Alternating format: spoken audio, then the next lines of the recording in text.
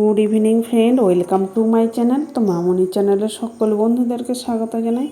আম দিয়ে যে এত সুন্দর রেসিপি বানানো যায় তা আগে আমি জানতাম না। তাই চলুন আপনাদের কাছেও শেয়ার করলাম। কাঁচা আম দেখুন খোসা ছাড়িয়ে ভালোভাবে ছোট ছোট করে কেটে নিলাম, মাঝের যে শক্ত অংশটা সেটাকেও বাদ দিয়ে দিলাম।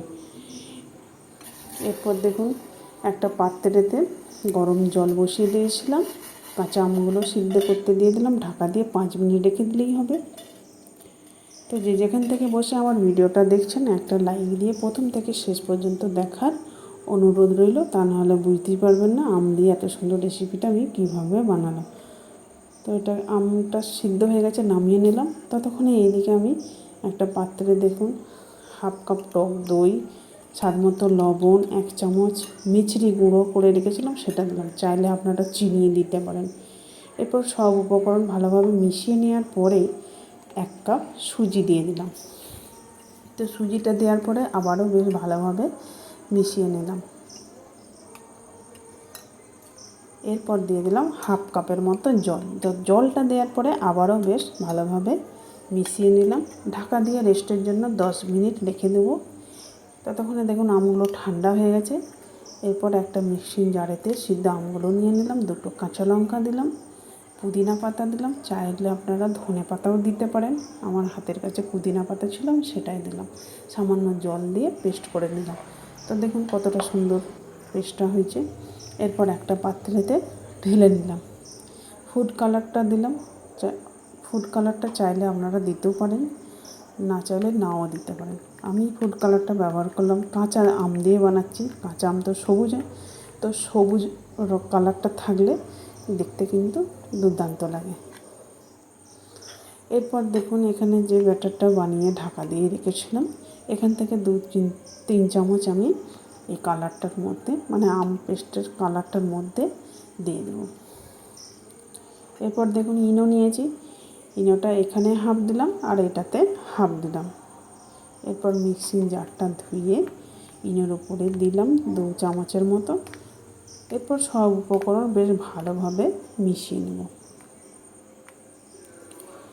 তো দেখুন আমার মেশানো হয়ে গেছে। এরপর যেটা নর্মাল ব্যাটারটা বানিয়েছিলাম তার মধ্যে ইনো দিয়েছিলাম, ইনোটার উপরে আমি ওই 2 চামচের মতো জল দিয়ে বেশ ভালোভাবে ব্যাটারটা বানিয়ে নিলাম। তো এখন আমার ব্যাটারটা মোটা লাগছে, আরও কিছুটা জল দিয়ে দেখুন এই যে ঠিক এইরকম বানিয়ে নিলাম। এরপর এগুলো সিদ্ধ করতে দেবো, তাই গ্লাসের মধ্যে দেখুন এই যে সাদা তেল নিয়ে ব্রাশ করে দিচ্ছি।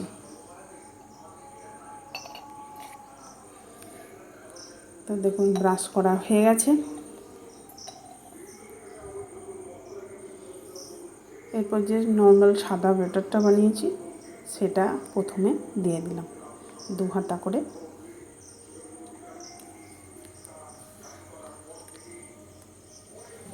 তো 3টে গ্লাসেই দেখুন দেওয়া হয়ে গেছে। এরপর সিদ্ধ করতে দেওয়ার জন্য একটা পাত্রে জল বসিয়ে দিয়েছিলাম, জলটা ফুটে যেতেই গ্লাসগুলো মাঝে বসিয়ে ঢাকা দিয়ে 5 মিনিট রেখে দেবো। 5 মিনিট পরে দেখুন কতটা সুন্দর ফুলে উঠেছে। এরপর যে আমের পেস্ট দিয়ে মাখিয়েছিলাম সেটা উপর থেকে দিয়ে আবারও ঢাকা দিয়ে 5 মিনিট রেখে দিলাম। দেখুন কতটা সুন্দর ফুলে উঠেছে। ঠান্ডা হয়ে যেতে দেখুন ছুরির গায়ে কিন্তু কিচ্ছু লেগে নেয়, কাঁচা থাকলে কিন্তু ছুরির গায়ে লেগে যেত। এরপর ছুরির সাহায্যে চারিদিকটায় আমি দেখুন এইভাবে ঘুরিয়ে নিচ্ছি যাতে খুব সহজেই উঠে আসে।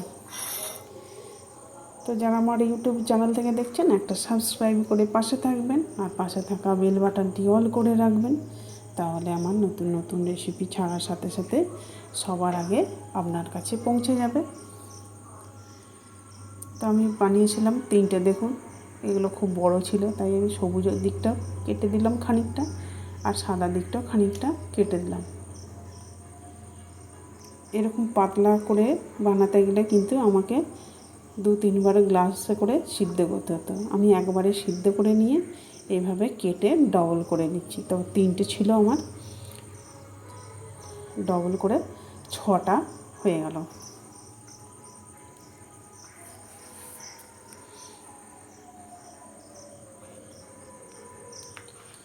দেখুন আমার 6টা হয়ে গেছে। এরপর এটা তড়কা দেওয়ার জন্য সর্ষের তেল, সর্ষে, কারি পাতা দিয়ে নেড়ে নিলাম। এরপর উপর থেকে এগুলো দিয়ে দিলাম। বাড়িতে আপনারা অবশ্যই একবার হলেও বানিয়ে দেখুন, কেমন হলো কমেন্ট করে জানাতে কিন্তু ভুলবেন না। আর ভালো যদি লেগে থাকে লাইক কমেন্ট শেয়ার করে দেবেন বন্ধু বান্ধব আত্মীয় স্বজনদের মধ্যে। খেতে কিন্তু দুর্দান্ত হয়েছিল। উপর থেকে দেখুন কাঁচা লঙ্কা টুকরো করে সাজিয়ে দিলাম দেখতে সুন্দর লাগার জন্য। দেখুন কতটা সুন্দর লাগছে। ভিডিওটা শেষ পর্যন্ত দেখার জন্য অসংখ্য ধন্যবাদ। তো কাল আবার অন্য রেসিপি নিয়ে হাজির হয়ে যাব আপনাদের কাছে।